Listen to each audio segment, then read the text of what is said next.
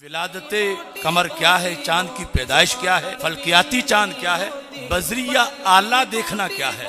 آج دھاندلی یہ ہے جو بذریعہ آلہ دیکھا جائے اس کو آنکھ کا دیکھنا قرار دیا جا رہا ہے، جبکہ شریعت میں رؤیت بصر اور ہے اور بذریعہ آلہ دیکھنا اور ہے، بصری چاند اور ہے، فلکی چاند اور ہے، عرفی یقین اور ہے، شرعی یقین اور ہے۔ تھانوں میں لٹا کے برف کی بلاکیاں اوپر رکھی گئیں کہ تم نے کیوں نہیں عید کی، جب حکومت عید کروا رہی تھی تو تم نے ایسے کرنا تھا۔ حق حق ہے تو ایسا کرنے والے ان کے نام و نشان مٹ گئے، اور رؤیت ہلال سیمینار آج بھی منعقد ہو رہا ہے۔ فلکیاتی چاند کو بصری چاند کہا جا رہا ہے، ٹیلیسکوپ یا آلات سے دیکھنے کو بصری رؤیت قرار دیا جا رہا ہے۔ ایک روزہ بھی اگر بندے کا ضائع ہو جائے تو ساری زندگی اس کا بدل پورا نہیں کر سکتا۔ ساری زندگی آخری گھڑی تک، آخری دن تک روزانہ روزہ رکھے تو پھر بھی جو ثواب اس کا ضائع ہوا یہ بدل پھر بھی پورا نہیں ہو سکتا۔ اس سال جو 30 رمضان والا روزہ جن لوگوں نے ضائع کروایا یا جنہوں نے کیا، اگر ساری زندگی بھی اپنی آخری سانس تک، آخری دن تک بھی روزہ رکھیں، رمضان کا تو ویسے رکھنا، اس کے علاوہ ساری زندگی روزہ رکھیں تو پھر بھی وہ بدل پورا نہیں ہوگا جو اس رمضان کی جمعرات کے دن جب کچھ لوگ عید کر رہے تھے تو اس دن روزہ رکھنے کا جو ثواب تھا ساری زندگی کے روزے سے بھی وہ بدل پورا نہیں ہو سکتا۔ اس سال جنہوں نے روزہ گھپلا کیا تھا، کہہ رہے تھے کہ چاند موٹا بڑا ہے تو پھر پہلی کا ہے، حالانکہ موٹا ہونا نہ شریعت میں مدار ہے اس کا، نہ ہی علم حیات اور فلاک میں موٹا ہونے پر پہلی ہونے کا مدار ہے۔ فیکس، واٹس ایپ، فون، ان میں سے کسی میں بھی وہ صلاحیتیں نہیں جو حضرت قریب میں ہیں۔ اب آپ اندازہ لگائیں کہ کہاں آج کے احمق فواد چودھری جیسے اور کہاں دین اسلام کی عظمتیں۔ صرف بس یہ دیکھ لو، وہ دیکھ لو، سومو لرؤیتہ ہی، ابھی تک میں اسی کے آغاز میں ہوں کہ خطاب سب کو ہے، یعنی ہمارا طریقہ ان پہلے اکابر اور اسلاف کا طریقہ ہے۔ اگر کوئی آج بدل گئے تو وہ اپنی وجہ بیان کرے کیوں بدلے۔ میں نے جو کہا عید کرو، تم نے روزہ کیوں رکھوایا، کیا باعث تھا؟ یہ اگلے جملے عمران خان کے لیے ہیں یا جو بھی اس سیٹ پہ بیٹھے کہ امام ابو المعالی کہنے لگے انتظام دنیا تمہارے سپرد ہے اور انتظام دین ہمارے سپرد ہے۔ بسم اللہ الرحمن الرحیم، رب اشرح لی صدری ویسر لی امری واحلل عقدۃ من لسانی یفقہوا قولی۔ رضیت باللہ ربا وبالاسلام دینا وبمحمد صلی اللہ علیہ وسلم نبیا ورسولا۔ اللہ اکبر، اللہ اکبر، اللہ اکبر، لبیک لبیک لبیک یا رسول اللہ صلی اللہ علیہ وسلم۔ الحمدللہ رب العالمین والصلاة والسلام علی خاتم النبیین سید الاولین والآخرین وعلی آلہ واصحابہ اجمعین۔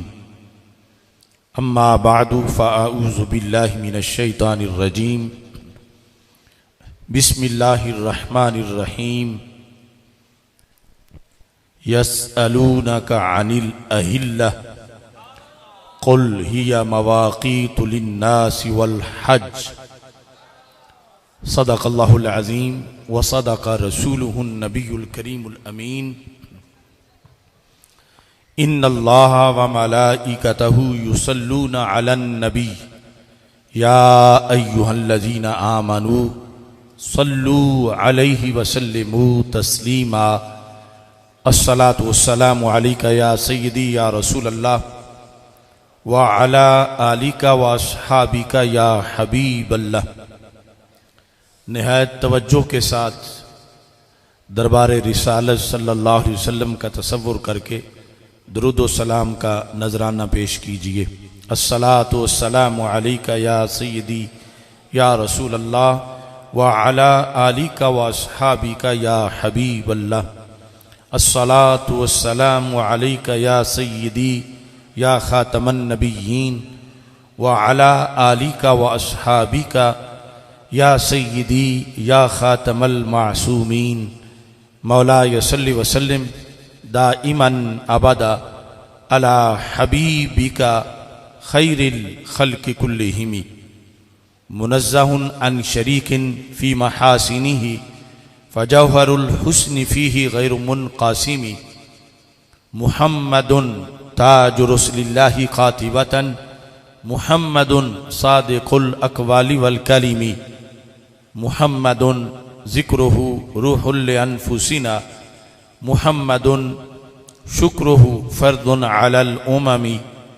رب صل وسلم دائما ابدا علی حبیبک خیر الخلق کلہم۔ اللہ تبارک و تعالی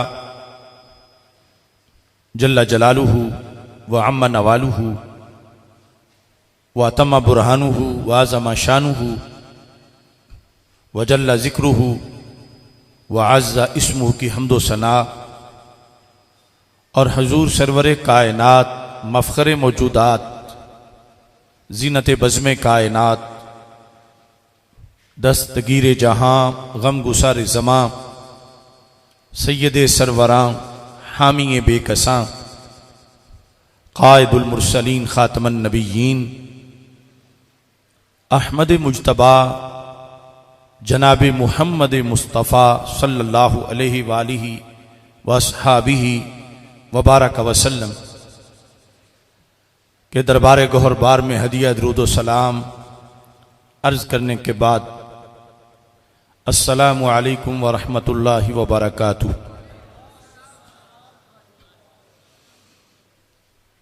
رب ذوالجلال کے فضل اور توفیق سے لاہور کی سرزمین پر سیدنا داتا گنج بخش اجویری قدس سر العزیز کے زیر سایہ مرکز صراط مستقیم تاج باغ میں تاریخی رؤیت ہلال سیمینار کا انعقاد کیا جا رہا ہے۔ رب ذوالجلال ہمارے شیوخ جن کے ذریعے ہم تک دین پہنچا، علم و حکمت کی روشنی ملی، طریقت و معرفت کا فیض ملا، اللہ ان کے مراکد پر نور پر کروڑوں رحمتیں نازل فرمائے۔ خصوصاً امام العصر حافظ الحدیث حضرت پیر سید محمد جلال الدین شاہ صاحب نقشبندی قادری قدس سر العزیز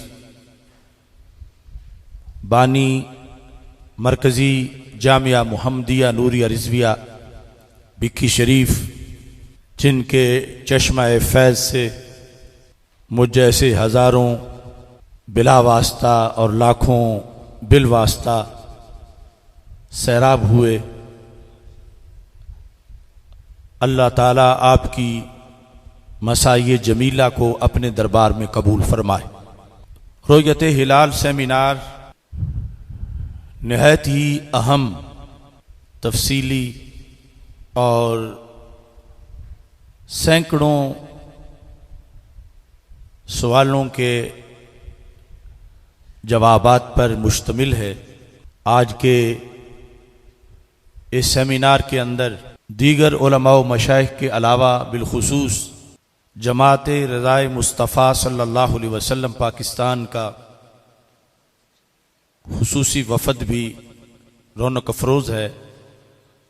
نباز قوم الحاج ابو داود محمد صادق صاحب قدس سر العزیز، جنہوں نے رؤیت ہلال کے مسئلہ پر زندگی بھر قرآن و سنت کا علم بلند کیا، اور اب ان کے جانشین صاحبزادہ محمد داؤد رضوی صاحب یہ فریضہ سر انجام دے رہے ہیں۔ آج کی سیمینار کے اندر صاحبزادہ محمد داؤد رضوی صاحب کے دو صاحبزادے، صاحبزادہ محمد غوث رضا رضوی صاحب اور صاحبزادہ محمد احمد رضا رضوی صاحب رونق افروز ہیں، اور آج کے سیمینار میں خصوصی طور پر شہید اہل سنت حضرت مولانا محمد اکرم رضوی شہید قدس سر العزیز کے لخت جگر صاحبزادہ محمد حامد اکرم رضوی صاحب حافظہ اللہ تعالی بھی رونق افروز ہیں۔ تفصیلی گفتگو سے پہلے آج کے اس سیمینار کا اعلامیہ پیش کرنا چاہتا ہوں۔ جس طرح کہ آپ نے حضرت صاحبزادہ محمد امین اللہ نبیل سیالوی صاحب کی طرف سے جو مطالبات پیش کیے گئے انہیں سنا اور ان کے ساتھ اپنی تائید کا اظہار کیا۔ اعلامیہ میں بھی چند ضروری باتیں اس سلسلہ کی پیش کی جا رہی ہیں۔ نمبر 1، امسال عید الفطر کے موقع پر ملک بھر میں پائے جانے والی شدید اضطراب اور کروڑوں مسلمانوں کی عبادات میں واقع ہونے والے خلل کی ذمہ داری سب سے زیادہ مرکزی رؤیت ہلال کمیٹی پر ہے۔ ہمارا یہ مطالبہ ہے کہ اسے فوری طور پر برخاست کیا جائے، اور نئی رؤیت ہلال کمیٹی کے اراکین کا انتخاب سیاسی وابستگی کی بنیاد پر نہیں بلکہ تباہر علمی کی بنیاد پر۔ یا رسول اللہ لبیک لبیک لبیک یا رسول اللہ لبیک لبیک لبیک یا رسول اللہ لبیک لبیک لبیک یا رسول اللہ لبیک لبیک لبیک یا رسول اللہ لبیک لبیک لبیک یا رسول اللہ لبیک لبیک لبیک یا۔ آج کی اس نشست اور تاریخی رؤیت ہلال سیمینار کی کرسی صدارت پر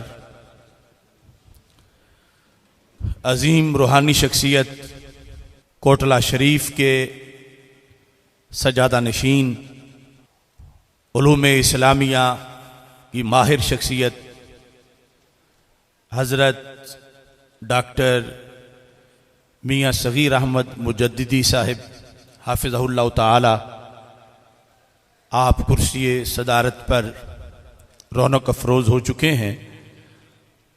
اللہ تعالی آپ کا سایہ تادیر ہم سب پہ سلامت فرمائے۔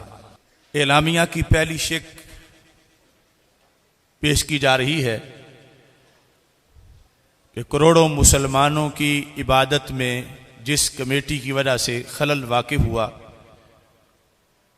وہ مرکزی رؤیت ہلال کمیٹی تحلیل کر دی جائے، اور نئی رؤیت ہلال کمیٹی کا انتخاب سیاسی وابستگی کی بنیاد پر نہیں، تباہر علمی، امانت و دیانت، صالحیت و قابلیت اور تقوی و پارسائی کی بنیاد پر کیا جائے۔ نمبر 2، چاند کا اعلان کرنے کے معاملہ میں رؤیت ہلال کمیٹی کے چیئرمین اور اراکین کو حکومتی مداخلت اور دباؤ سے آزاد ماحول فراہم کیا جائے، کیونکہ اس سال بھی 10 بجے کے قریب 2 فون جو رؤیت ہلال کمیٹی کے چیئرمین کو موصول ہوئے، اس کے بعد یہ مصنوعی چاند طلوع کیا گیا، اور وہ دونوں سرکاری شخصیات تھیں کہ جنہوں نے مجبور کیا۔ یہ جو لوگ کمیٹی کے اراکین ہیں انہیں بھی اس بات کا پتہ ہے کہ کس طرح